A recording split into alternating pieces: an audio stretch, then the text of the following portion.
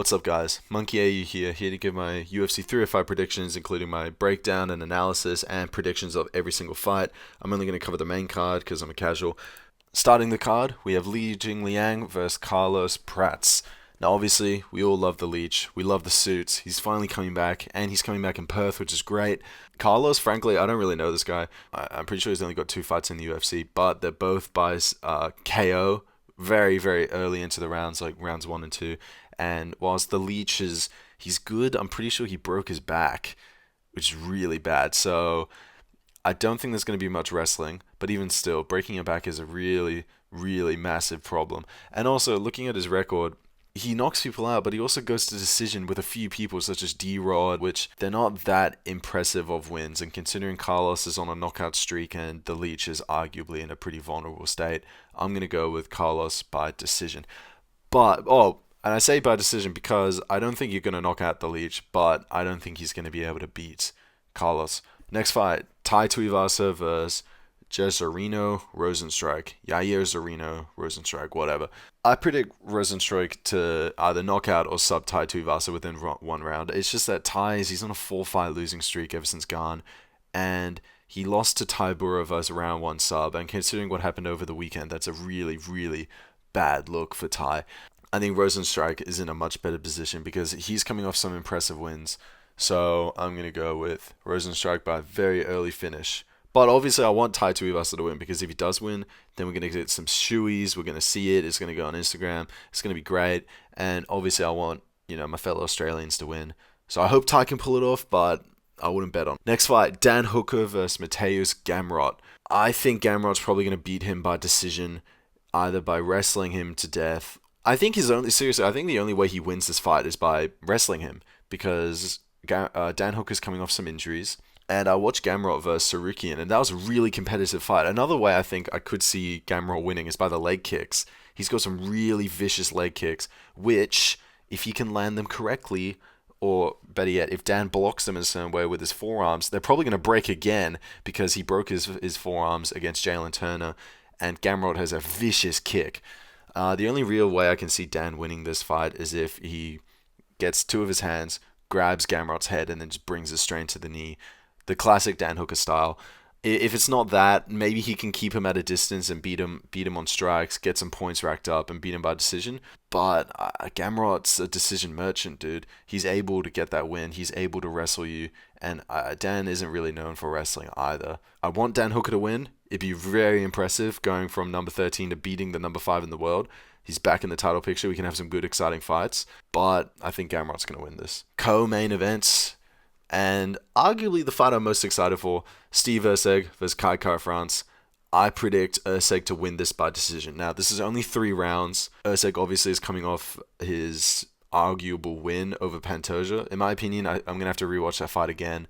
But I do think he technically lost that fight. Kai Kara-France, great striker. Steve Erceg, great striker. This means that this is going to be a striking paradise. I don't think either of these guys are going to try neutralize one another by introducing wrestling into the equation. Maybe they do, but Steve Erceg proved his own with the wrestling. He's able to get up. And frankly, I don't really know much about Kai Kara-France's wrestling, but I hope it doesn't go there, and I don't think it will either. I think Erceg will win this. I think his striking is just so crisp.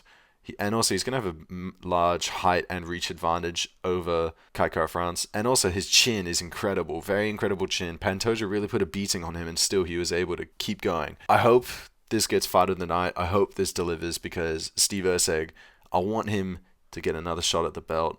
He is, in my opinion, by far the most entertaining and exciting flyweight in the division. And also, he's from Perth. He's a pretty funny guy. He's got a good personality. And I'm just excited to see this fight. Great job to the matchmakers on this one.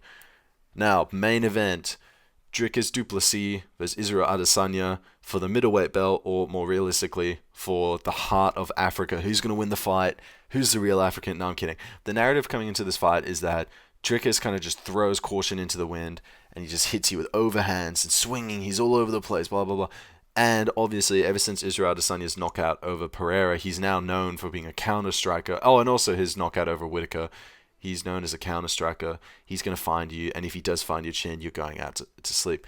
But I think Dricus is very clever because if you watch his fight against Whitaker and his fight against Strickland, they're vastly, vastly, vastly different. And this shows that Dricus has a high fight IQ and he adapts and he creates a tailor-made plan against whatever opponent he's fighting. He's not linear. He's not going to fight the exact same way. And obviously, if he goes out there blitzing and gets chinned immediately, then he's a moron, right? But I don't think he will do that. Obviously, Israel Adesanya is one of the middleweight greats, but he is coming off a very, very embarrassing loss to Sean Strickland. I think Dricus will probably introduce some wrestling into this fight.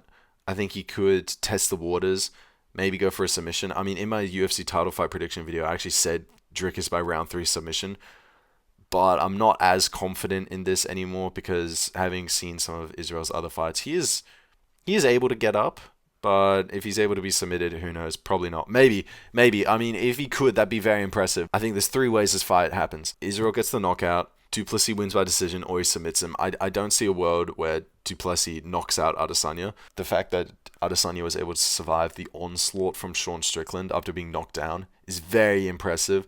And the fact that he was able to endure quite a few shots from Pereira, considering how other opponents just get tapped once and go to sleep. I think he's got a very good chin. Still, though, I see this fight going into the later rounds. I think slowly and surely, Dricus will get the upper hand. He will start to tee off on him. He can have some big moments, just like the Strickland fight. Frankly, I think this is going to play out pretty similarly to the Strickland fight in that Israel, he's going to have to introduce some elbows. He's going to have to introduce some kicks. He's going to have to do something more. But I think Duplessis is arguably the more complete MMA fighter. He's going to utilize all aspects of MMA to win the fight. Wrestling, submission attempts, boxing, kickboxing. He's going to do everything. I believe in Duplessis. I think he's going to get this done. So yeah, that does it for my UFC 305 prediction video. Make sure to leave a like and a comment below, saying whether these picks are dumb.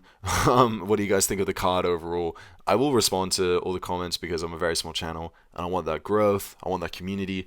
Also, since this is 305 in my hometown of Perth, I will be dropping footage of when I actually go to it, the walkouts, the this or that, maybe some reactions of me and my mates. And yeah, I'm just really glad it's finally coming to Perth. I'm also going to be doing some other videos. I've got a lot of ideas. I'm going to be putting out more content in the future. So like I said, make sure to leave a like, subscribe, and I'll see you guys in the next video.